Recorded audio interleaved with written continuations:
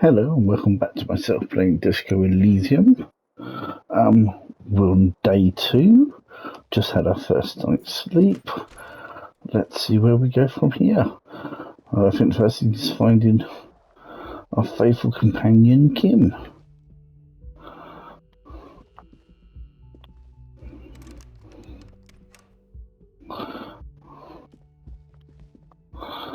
The door is closed. Knock. There is no answer. You hear the shower being turned on, somewhere inside. A tremendous loneliness comes over you. Everybody in the world is doing something without you. I'm so The alone. door is indifferent to your loneliness. The world does not care. Leave.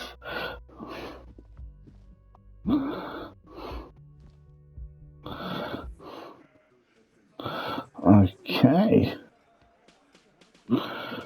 So that's now opened. Some alterations. Morning. He gives you a quick nod. Looks like we can get to work at once. The union must have turned up. They look rowdy. We should talk to them. Why do we need to talk to them? Everything points to the dock workers' union. The belt used for hanging him, tracks in the mud, the circumstances in Martinez, my preliminary information. Which may, of course, all be wrong. But we still need to talk to them, and it won't be easy. What do you mean by rowdy? I mean ungovernable. Martinez isn't exactly enthusiastic about the RCM being here. They prefer to be policed by the union. These men here. Men who drink beer for breakfast? There's talk of an armed wing of the union called the Hardy Boys, who are responsible for state policing. I think it's them. Are these the main guard told us about yesterday? I completely forgot. Sorry, I had a rough night's sleep. It's them by the looks of it. Loud and nasty, just like the manager said. One loose thread less to worry about, and one big problem to replace it. He crosses something out. There are so many of them. Maybe we should call in reinforcements? That would just escalate tensions. No captain would sign off on it. Solving one murder isn't worth a conflict between the RCM and the Debarders Union. In fact, even the death of 2 detectives might not warrant an all-out war. So let's keep a cool head, okay? Let's One roll. more thing before we do. We don't have to talk to them immediately. We can walk right past them, continue with our business. He glances at the booth again. Yeah, streetwise. Zoom right past. Do it on your own terms.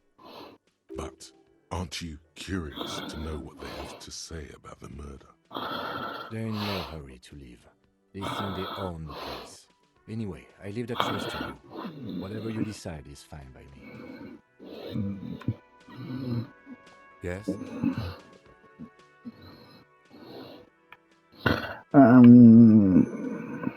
What do you want to know? That's what I'm looking for. Now that we've inspected the scene, I want to know more about this pissing competition you mentioned. What's there to say? It's just stupidity. What kind of stupidity? The cop kind. Our precincts can't decide if Martinez is part of Jamrock or the Industrial Harbor. Yours or mine, as if we somehow own parts of the city.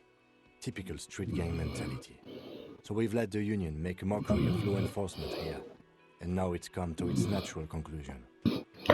So this is the struggle over who runs Martinez. Well, sort of. It's less a matter of who gets to police Martinez than who has to. It's an orphan district, in other words. I think the dispatch desk just told both our stations about the hanging. It was quite the brouhaha at the 57th, I can tell you that. Time to settle it, they said. Cop off. But I assure you, I am not their finest or toughest, with 102 cases solved. What I am is least interested in a pissing competition. So you volunteered to represent the 57th, but not out of competitiveness. On the contrary, somewhere in your mind hangs a dark dream. There are 2 columns. One says cases solved. The other, confirmed kills. Close your The eyes. rows are endless. Look for precinct 41. Jean-Vic Mayer, Judith Minot, a special consultant. What was his name? Then the rows degrade into green nothingness. So you volunteered to spoil it? Yes, I am an unrepentant spoil sport. The lieutenant appears pleased with this. For some reason, I thought you had 104 solved cases. Well, technically, the official record keeper has been known to double count murder suicides. The lieutenant says somewhat A sheepishly. common accounting gimmick used to inflate precinct stats.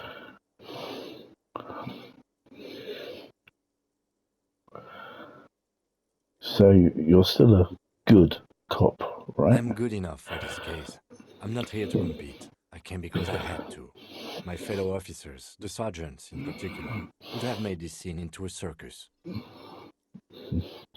What's special about Martinez? Martinez? Nothing. It's just a puddle at the end of some drain pipe.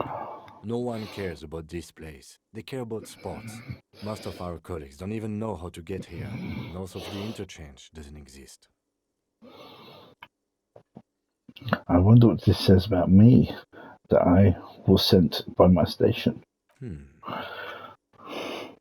Here is another way of thinking it's better that you make the next move.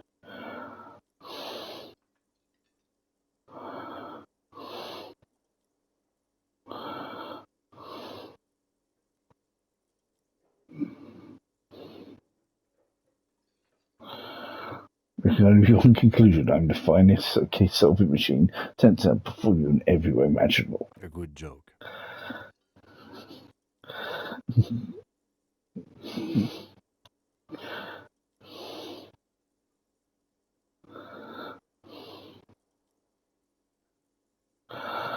A joke, of course, but I assure you, I have no intention of competing with It's you. good we set this thing aside. Was there anything else you wanted to ask about the competition? Okay, If enough. not, we should move. Okay, enough of the competition. Then tell me about something else. Yes, it's a wholly pointless matter. Forget I ever mentioned it. Oh, let's give this a roll. Why did 41st send me? Because you're the best qualified. No, that doesn't seem right. No, that makes sense. I'm assuming. No, that makes sense. I'm exceedingly If you're so qualified. well qualified, why can't you remember why you were sent? Anyway, don't keep the lieutenant waiting. Well, I've looked out of that one from a bad roll. Let's see what's.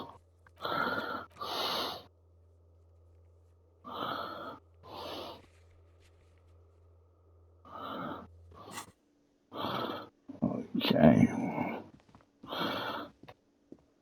Can I help you? About my bill for tonight? 20 real. Yes, 20 real for Good. tonight. You got the room for the night, but remember, you'll need another 20 real tomorrow. Goodbye. Leave. Okay, we got skill point. Put it in logic so we can. What's happening over here?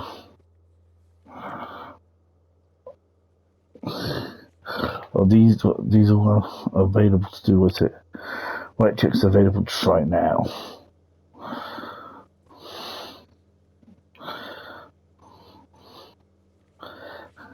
Oh, that's still impossible. That's legendary. Yes? Let's try this 83% chance. Look at you. It's because you're a failure. They sent you to Slight, Precinct 57.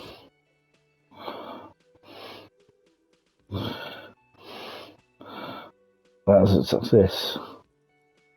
Yep, that makes more sense than any other stuff I thought of. Just think about it for a second. You're a raging alcoholic who showed up 3 days late wearing piss-stained disco garb. You weren't sent here to win. Kim, what if my princess sent me to this case because I'm a fuck up? Like as a joke. I've considered it. Whose voice is somber. So it's true. It would be immensely ugly of them, not to mention unprofessional. But I also think it's somewhat unlikely. Why is that? I checked the records. This jurisdiction dispute, who polices Martinez, reaches back to the 30s. It's as old as my station. And all this time we can't decide who gets Martinez? I think, yes, both stations would prefer a win.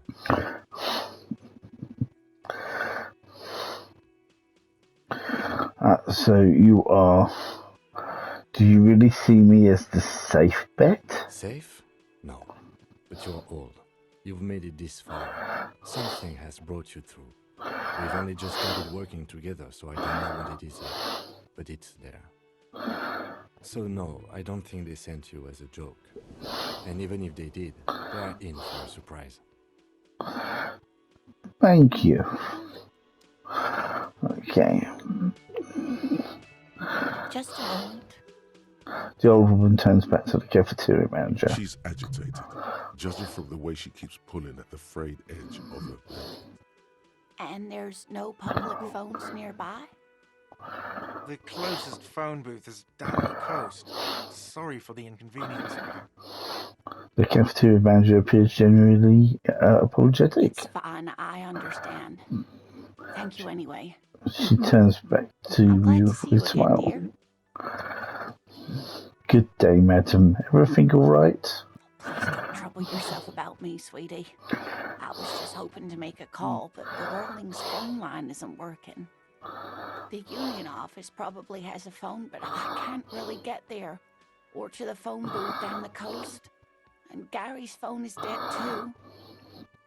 Wait, what's wrong with the phone line? The manager was vague about it. She frowns. Why would he be vague about phone problems? This is something to look into later. Ask God, maybe. Why did you need to use the phone anyway? To let the young woman who's house sitting for us know that we may be delayed. Morel, my husband, and our friend Gary were supposed to get back by Monday night, but they're still missing, and I haven't heard from them. I was also hoping she'd heard from Morel. She looks down. A little missing persons puzzle might just be the thing to take your mind off the hangover. Okay, I'll bite. Has your husband gone missing before? That's just it. This isn't like him at all. He always plans his expeditions so carefully. But you have more important things to worry about. She glanced out the window towards Bay. What is this expedition your husband was on? Just some field work, sweetie. Morel is a highly trained scientist. He and his assistant Gary are studying an extremely rare species of insect. But they should have returned by now. They were just going down the coast across the water lock to set a few traps. He said they'd be back on Monday. What could be keeping them? The water lock that was broken. Could this be it?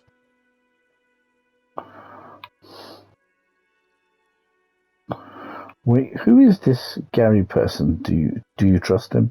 Oh, sweetie, it's nothing like that. She smiles. Gary's as loyal as they come. I trust him with my husband's life any day. The water lock to the other side of the coast is broken. They're probably just stuck there. Oh my. What happened to the water lock? Probably just some technical problem. Well, whatever the cause, I'm thankful. To both of you. You've spared me another sleepless night. You're welcome, ma'am. I hate to ask, but if your investigation takes you to the other side of the coast, please do keep an eye out for my husband. Will do. This will surely lead to a cryptozoological mystery with that extremely rare insect. Yes, some left-field scientific research is exactly what you need right now. Funk up that vanilla murder investigation. And if you see him, let him know Lena is waiting for him here at the Whirling.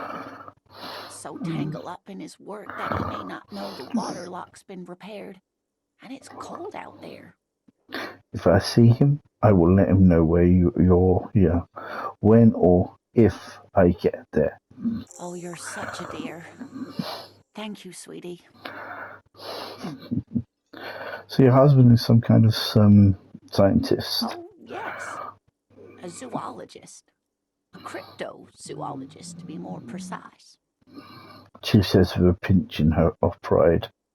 What's a cryptozoologist? It's a pseudoscience that attempts to legitimize research into mythological beasts and urban legends. The lieutenant sounds unimpressed. That's one opinion, yes. And people are entitled to their opinions. She's used to playing off such insults casually, but they still affect her. My apologies, ma'am. I did not mean to undermine your hobby. It's not a hobby, dear. It's a subfield of zoology, one specializing in animal species that are so exceedingly rare that many assume them to be extinct or even fictitious. Searching for such species called cryptids is difficult and often thankless, and frankly, many scientists are too lazy to do it. Universities these days are rarely interested in supporting real research.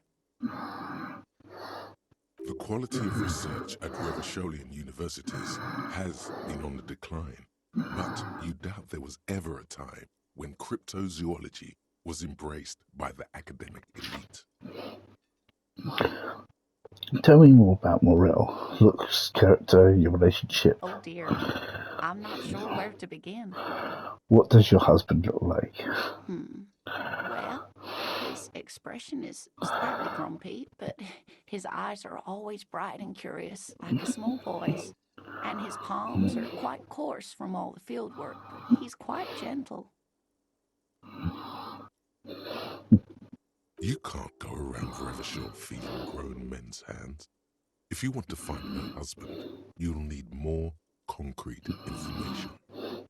Let's try again. Why don't you try describing him as you would one of your cryptics? Oh, well, he's a bit shorter than you, but with a larger frame, and he has longish white hair, usually a bit uncombed.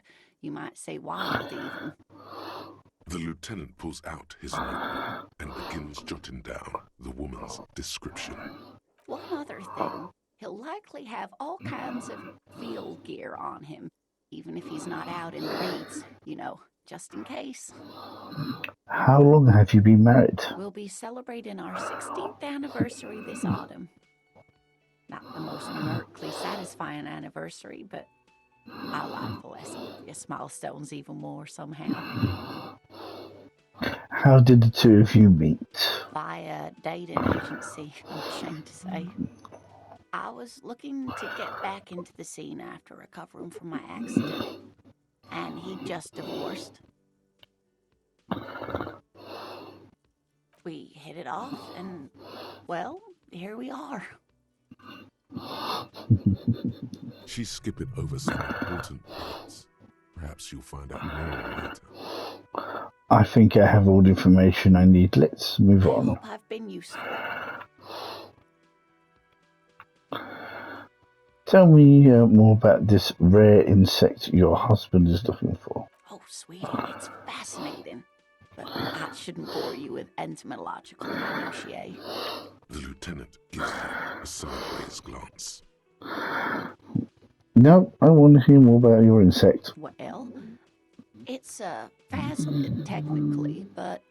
Ah yes, Phasmatodia, a diverse group of insects whose bodies resemble twigs, leaves, that sort of thing. Ghost insects, colloquially. Oh yeah, here comes the interesting. Where other phasmids imitate sticks or leaves, this one's a living reed. It disguises itself among the reeds here on the Insulindian coast. Hence its name, the Insulindian phasmid. Perhaps you'll end up co-discovering the phasmid with us, officers. She looks you in the eyes and nods I thoughtfully. knew it. We're gonna be chasing made-up insects with cryptozoologists. It's not made up, officer. I can assure you. It's simply elusive, so much so that most establishment zoologists doubt it exists at all. What makes you think the phasmid is around here? Well, some teenagers making out in the reed saw one. They didn't know what it was, of course, but there was a brief article in a local newspaper about their encounter with a ghost insect that looks like the reeds. Gary sent us the clipping. So a newspaper clipping is all the evidence you have. Of course, most phasmid sightings turn out to be false alarms, but their description matched the Insular Indian phasmid perfectly, and they didn't even know what they were looking at. Enthusiasm has wiped the worry from her face. Her eyes sparkle behind her glasses. You really seem excited about this film cryptic. I suppose I have something of a personal connection to the Insular Indian phasmid. All scientists have their little hobby horses. So, is it dangerous? Not at all. Why else would it hide itself so carefully?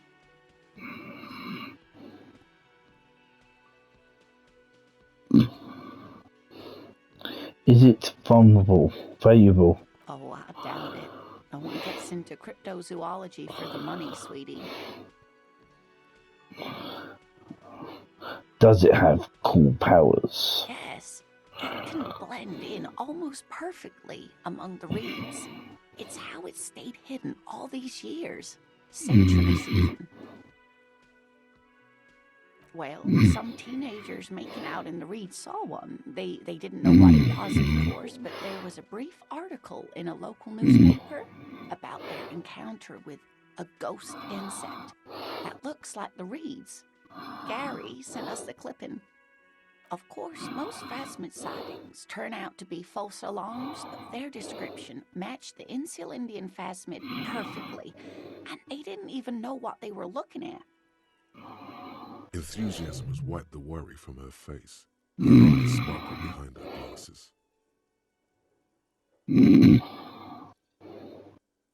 I suppose I have something of a personal connection to the Insular Indian phasmid. All scientists have their little hobby horses.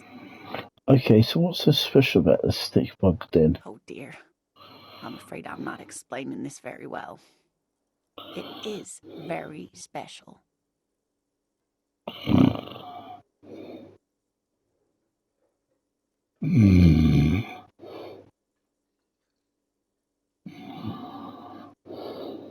Morel can explain it all much better. I wish you could hear him describe it. Then you'd understand, I'm sure. About your I pin. hope you were able to pawn that old trinket. She smiles at me. I decided not to pawn it. You should have it back. Oh, thank you, dear. I confess I am glad to see it again. Even the lieutenant seems happy with this turn of events. Now, what else, sweetie? Maybe convince her to tell you about some cool cryptics. You're an enthusiastic idiot, but you're still an idiot. I want to know everything about cryptics, living cryptics, think cryptics, marine cryptics, land cryptics, bring We it don't on. have time for Cryptozoology 101. Let's get back to work, shall we? That's all for now, man. Back to my favourite customer. Can I help you? God, that's another thing at the whirling. Another thing. Great. I love those. So the phone line is dead. Yes, and the phone company is taking its sweet time sending someone to fix it. Losers. He shakes his head, Nads. That's pretty It's strange. not strange, it's inconvenient. Is it true that there was foul Who play? told you that? I would never disclose my sources. That would be dishonourable. Fine, yeah. It looked like someone had messed with the wiring. It was shortly after the hanging, but I don't know if it's at all related. Plenty of assholes out there committing murders. If you do find out who cut the line, though, let me know so I can forward them the repair bill. Yes?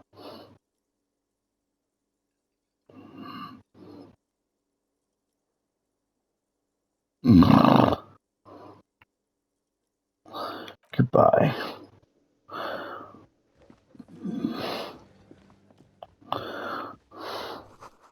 Tomatoes are so thinly sliced you can see through them.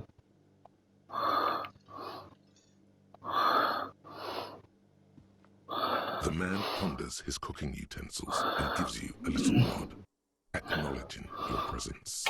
Do you know what's behind the door? Point to the blue He door. looks up at you, then looks away quickly, shrugging and muttering something to himself. Shrugging is an international sign for, no, I don't know what's behind that door. Okay. What's in the bush that you're making there? Point to the large pot. The man says a couple of sentences in that strange language of his, and then seems to wait for you to speak.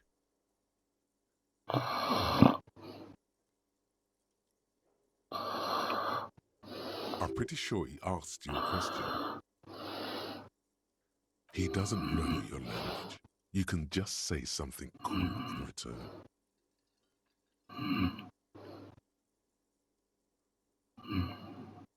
Make your eyes and run your fingers through your hair. Horse need more vodka? He looks at Super at you. He then picks up the bottle from the shelf. Okay, so it's vodka that keeps the men happy and in good spirits. Clever move by the Union. Of course, vodka. Now that makes a very, very special borscht indeed. Turn it up and then ask for some yourself. Turning it up seems like a dangerous idea. Honestly, the place is a powder keg. No, vodka. Turn your fingers counterclockwise. Cut it. The cook gives you a long, disappointed look, then turns the stove off and seems to wait for you to speak. I don't think I need anything else. Stay masculine.